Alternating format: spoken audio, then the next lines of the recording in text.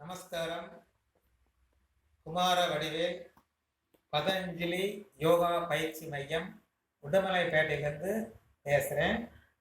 இப்போ நம்ம சொல்லக்கூடிய தலைப்பு என்னன்னா பைல்ஸ் தொந்தரவு. பைல்ஸ் தொந்தரவுக்கு யோகா மூலியமா, உணவு மூலியமா எப்படி குணப்படுத்தலாம்? ரொம்ப சிம்பிளா, மருந்து மாத்திரைகள் சாப்பிட்டு இருக்கும் பொழுது சில மருந்துகள் மலச்சிக்கலை உண்டு பண்ணிடும்.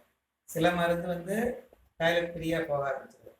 மெடிசன்னு சாப்பிட்டாவே இந்த உடம்புக்கு சில பிரச்சனைகள் வரத்தான் செய்யும்.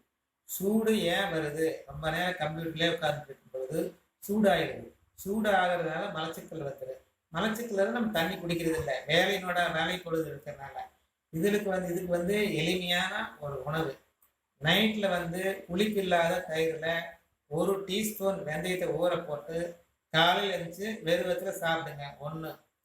2வது 1 டீஸ்பூன் விளக்கெண்ணெய், 1 டீஸ்பூன் பால் நல்லா கலந்து நைட்டு இரவு உணவுக்கு முன்னாடி சாப்பிடுங்க.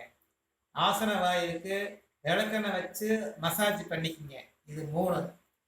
மணத்தக்காளி என்கின்ற சொல்லக்கூடிய ஒரு கீரை, ஒரு கைப்பிடி எடுத்து 2 மிளகு போட்டு தண்ணி ஊற்றி மிக்சியில் அடித்து வடிகட்டி கரும்பு சக்கரை போட்டு டெய்லி ஒரு டம்ளர் சாப்பிடுங்க. இது சாப்பிட்டு போது உள்ள புண்ணு ஆட்சி கொடுத்துரும். தயிர் வெந்தயம் சாப்பிடும்போது சூடு போயிடும். சூடு போனாலே நம்ம உடம்பு ஆரோக்கியம் வந்துடும். சூடு ஏற ஏற பார்த்தீங்கன்னா பிரெயின் சூடாயிடும், தூக்கமின்மை வந்துடும். இது ஒவ்வொரு பிரச்சனையா வந்துடும். பகல் நேரங்களில் நீங்கள் குடிக்கிறதுக்கு சீரக தண்ணி சாப்பிடுங்க. சீரக தண்ணி சாப்பிடும்போது வேகமாக உடம்பு சூடு கம்மியாயிடும். கம்ப்யூட்டரில் வேலை செய்கிறவங்களுக்கு சாயந்தர நேரம் வீட்டுக்கு ஒரு கர்ச்சீப்பு நினைச்சு, பச்சை தண்ணி நினைச்சு புழிஞ்சிட்டு இந்த பகுதிக்கு போட்டு விட்டுருங்க. இந்த பகுதிக்கு போட்டிங்கன்னா இந்த மேலே போகிற சூடு தடுத்துடும். இந்த சூடு மேலே போகாமல் இருந்தாலும் தூக்கு நல்லா வரும். இந்த ஈர கர்ச்சீப்பை நீங்கள் பயன்படுத்தி பாருங்க. ஒருவர் பயன்படுத்திட்டு உங்களோட ஃப்ரெண்டுகளுக்கு எத்தனை பேர்த்துக்கு வேணாலும் சொல்லுங்க. நைட் டெய்லி ஒரு பழம், முடிஞ்சா செவ்வாழை பழம் சாப்பிடுங்க. முடியாட்டி நல்லா பழுத்து வளமா பூம்பழம் சாப்பிடுங்க. இதுல எளிய முறை ஆசனங்கள் 2 பயிற்சி இருக்குது. இந்த 2 பயிற்சி உடம்பு இருக்கிறவங்களுக்கு கொஞ்சம் சிரமமா இருக்கும், ஒத்துக்கலாம். அதுக்கு எப்படி செய்யலாம், உடம்பு இல்லாதவங்களுக்கு எப்படி செய்யலாம் அப்படிங்கிற 2 மெத்தேடு. 2 ஆசனம். 1 சர்வாங்காசனம், 2வது மச்சாசனம். மச்சாசனம் எளிமையா ஒன்று இருக்கு, ஒன்று கஷ்டமா இருக்கு. 2ல யாருக்கு எது வருதோ அது செய்யலாம். இப்போ முதல்ல சர்வாங்காசனம், 2வது மச்சாசனம். சர்வாங்காசனத்துல என்ன பண்றேன் அப்படிங்கிறது மெத்தேடு. பைல்ஸுக்கு சில ட்ரீட்மெண்ட் இருக்கு, அதை பார்க்கலாம். சர்வாங்காசனம் படுக்கும் போது சாஞ்சு எடுத்து மல்லாந்து படுத்திக்குங்க. படுத்தோடனே நீங்க நீண்ட ஆழ்ந்த ஒரு மூச்சு எடுத்து விட்டுட்டு முதல்ல சர்வாங்காசனம் பண்றோம். உடம்பு இல்லாதவங்களுக்கு இப்போ முதல்ல லேசா அப்படி காலை மேல தூக்கிட்டு, அப்புறம் சிரமம் அந்த முழங்கை நல்லா ஊனிட்டு லேசா அப்படி மேல தூக்குங்க. ஆரம்பத்துல இப்படி கொஞ்சம் கஷ்டமா இருக்கும். ஒரு 10 நாள் 5 நாள் ஆகும்போது உங்களுக்கு கொஞ்சம் கொஞ்சமா அந்த உடம்பு வளையும் தன்மை வரும் பொழுது மேல போயிடும். இன்னொரு 10 நாள் ஆகும்போது இன்னும் கொஞ்சம் மேல போயிடும். இந்த அளவுக்கு வர்ற அளவுக்கு, அதாவது தாடை நெஞ்சுக்கு முற்ற அளவுக்கு வரணும். வர்ற அளவுக்கு செய்யுங்க. அப்படியே ஒரு 10-15 நாள் ஆகும்போது ஃப்ரீ ஆயிடும். இந்த மாதிரி வர்றதுக்கு முயற்சி பண்ணி இந்த 2 காலையும் இப்படி வைக்கணும். இந்த 2 காலும் பாதி ஒன்று சேர்த்து இப்போ ஆசன வாயுவை இறுக்கி லூஸ் விடணும். அதுக்கு பேர் என்னன்னு கேட்டீங்கன்னா அஸ்வினி முத்திரைன்னு சொல்லக்கூடியது. மூலாதாரத்தை நல்லா இருக்கணும், லூஸ் விடணும். இது ஒரு 10 முறை செஞ்சுட்டு அப்படி காலை மேலே தூக்கி மெதுவா இறக்கணும். இந்த ஆசனத்துல ஒரு நிமிடம் இருக்கலாம். முடிஞ்ச ஆரம்ப பழகும் பொழுது 10 செகண்ட் பழகுங்க.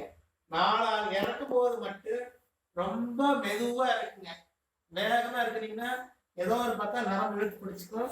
ரிலாக்ஸா அந்த இறக்குனதுக்கு அப்புறம் இந்த காலை நீட்டி ஒரு 3 மூச்சு ரிலாக்ஸா எடுத்து விடணும். பாத்தீங்கன்னா இந்த மாதிரி 3 மூச்சு எடுத்து விட்டு முதல்ல செஞ்சது சர்வாங்காசனம், 2வது செய்யறது மச்சாசனம். வர்றவங்க பத்மாசனம் போடுங்க. போட முடியாட்டி சமணங்கால் போட்டுக்கலாம். இப்படி பத்மாசனம் போடலாம், இல்லாட்டி சமணங்கால் போடலாம். காலை முதல்ல கீழே இறக்கிட்டு இந்த மாதிரி சோறு கட்ட கை வைங்க. வர்ற அளவுக்கு உங்களுக்கு எந்த அளவுக்கு வருதோ அந்த அளவுக்கு இப்படி நெஞ்ச மேல தூக்கி தலையை கீழே முட்டை வச்சு கையெடுத்து இப்படி கால் பெருவரில் பிடிங்க. வர்ற அளவுக்கு முடியலையே அப்படி வைங்க, ஒன்றும் அவசரம் இல்லை. மெதுவா இதுல ஒரு 10 மூச்சு. இந்த மூச்சு காற்று வந்து அடி வயிற்று வரைக்கும் எடுத்து விடணும். இந்த மூச்சு அடி வயிற்று வரைக்கும் எடுத்துடும் பொழுது உங்களுக்கு தைராய்டு பிரச்சனை போயிடும், மலச்சிக்கல் போயிடும், சைனஸ் போயிடும், கொலஸ்ட்ரால் போயிடும். இத்தனை பிரச்சனைகளும் ஒரே பயிற்சியில் நடக்குது. இந்த மாதிரி மூச்சு எடுத்து விடுங்க. பாத்தீங்கன்னா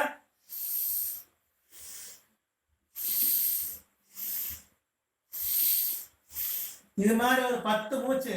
10 மூச்சு ஆனதுக்கு அப்புறம் திருப்பி கை இங்க வைக்கணும். முதல்ல கழுத்து பகுதியை முதல்ல இறக்குங்க. அவசரப்பட்டு இறக்கக்கூடாது. கழுத்து பகுதிகளை ரொம்ப சேஃப்டி பண்ணிக்கணும். ரெண்டாவது காலை ரிலீஸ் பண்ணிக்கணும்.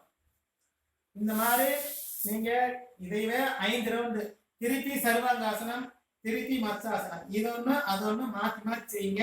இப்போ உடம்பு இருக்கிறவங்களுக்கு வந்து செய்ய முடியாது, அவங்களுக்கு ஒரு தலகாணி ஒண்ணு வச்சு,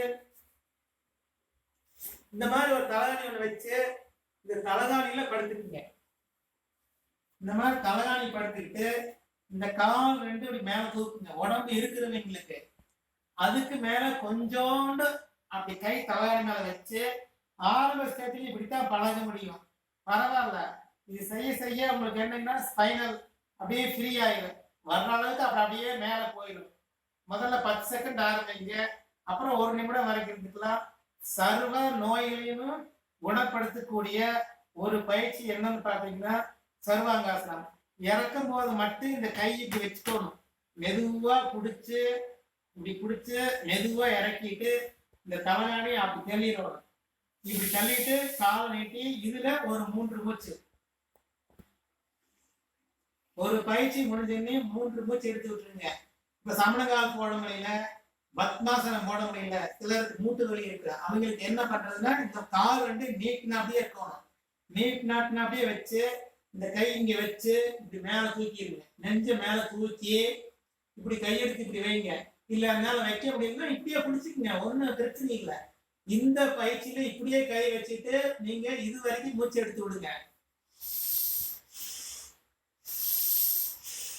எனக்கு ஒண்ணு வலிக்கல அப்படின்னா கை தூக்கி இப்படி வச்சுக்கோங்க. இதுல ஒரு 10 மூச்சு.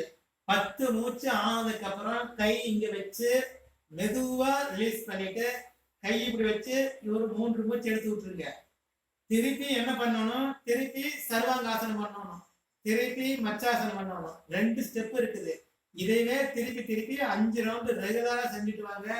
நீங்க வந்து யோகா செய்யறதுக்கு முன்னாடி நல்லா குளிச்சுக்குங்க. குளிச்சுட்டு வந்து இந்த மாதிரி செய்யுங்க. உணவுக்கு முன்னாடிதான் செய்யணும். எந்த ஒரு பயிற்சி எந்த இது இருந்தாலும் உணவுக்கு முன்னாடிதான். இது முடிச்சுட்டு கை கால் வந்து இந்த அளவுக்கு பிரிச்சு வச்சுக்கோணும். 5 ரவுண்டு செஞ்சதுக்கு அப்புறம் இந்த 2 கை இப்படி போட்டுக்கணும். வலது கை எடுத்து வயிற்று மேல வச்சு கண்களை மூடி வயிற்று பகுதியை கவனிக்கணும். நீங்க 3 நிமிஷம் 5 நிமிஷம் உங்களுக்கு டைம் இருக்கிறதுக்கு தகுந்த மாதிரி கண்ணு மூடி அப்படியே வயிறு மெதுவா அசைஞ்சிட்டு இருக்கோம். இது செய்யறதுனால உங்களுக்கு பிரஷரே நார்மல் ஆயிடும், தூக்கமின்மை போயிடும்.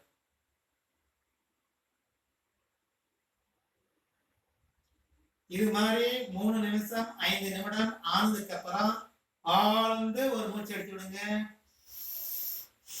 கால் 2 ஒண்ணு சேர்த்துங்க, கை 2 ஒண்ணு சேர்த்துங்க. லெப்ட் சைடு சாஞ்சு விடுங்க. கை ஒண்ணு உட்காருங்க, கை ஒண்ணு உட்கார்ந்து எப்படி வேணாலும் உட்காந்துக்கலாம். சாதாரணமா இயல்பா உட்காருங்க. இந்த மாதிரி தான் உட்காரணுங்கிறது அல்ல. நீங்களும் இந்த மாதிரி ப்ராக்டிஸ் பண்ணும் பொழுது உங்களுக்கு இதே மாதிரி வந்துடும். நானும் அப்படி கஷ்டப்பட்டவன் தான் இல்லைன்னு சொல்ல. பழகுவீங்க, அவசரம் இல்லாம வர்ற அளவுக்கு செய்யுங்க. ஆனா டெய்லி செய்யணும். 10 நிமிடம் செஞ்சீங்கன்னா இந்த பைல்ஸ் தொந்தரவு வந்து விடுபட்டுக்கலாம். எல்லாரும் செஞ்சு நல்லா இருங்க அப்படின்னு சொல்லிட்டு வாழ்க வளமுடன், வாழ்க வளமுடன்.